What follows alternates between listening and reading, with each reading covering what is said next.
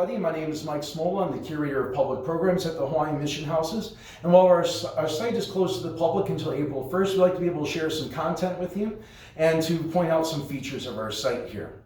So, what we have here is a model of the Honolulu Mission Station in the year 1821, a year after the arrival of these Congregationalist and Presbyterian missionaries from New England. First thing I'd like to point out is how dry this area here is. The Honolulu Plain is a very dry and dusty plain. It is on one of the leeward sides of Oahu.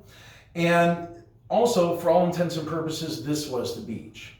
Back then, the ocean was closer than it is today. It was only about 100 yards away, roughly where the modern Queen Street in Honolulu is today.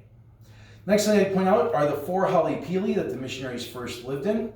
Hale means house in Hawaiian. Pili refers to the pili grass used to thatch it. Very typical Hawaiian construction for the period. We're actually reconstructing one of those hale pili on the other end of our grounds. Next thing is, right here you see under construction is the 1821 Mission House.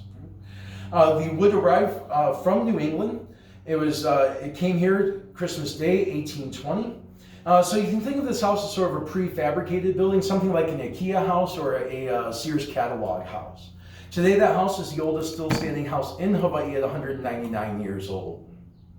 On the other end of the model, we have Kawaiahao Church, one of the hale pili versions. All right. The choral version of the church that you see today was constructed between 1836 and 1842. It was designed by Reverend Hiram Bingham, who's the head missionary here for the first 20 years of the mission. Another interesting feature is this pit right here. What they're doing in that pit is they're burning coral. When you burn coral, like burning limestone on the continent or other parts of the world, you end up with something called lime, which can be made into mortar in order to hold bricks together. The last feature of this model I'd like to point out is this parade going by. In the front here, being pulled in the cart, is King Kamehameha II. He liked to keep an eye on these missionaries, and he did so by parading past the mission station. This parade route became known as the King's Pathway, eventually the King's Road. Today, we call it King Street, and it's one of the main streets through downtown Honolulu. So I hope you enjoyed this little presentation. We hope to see you soon.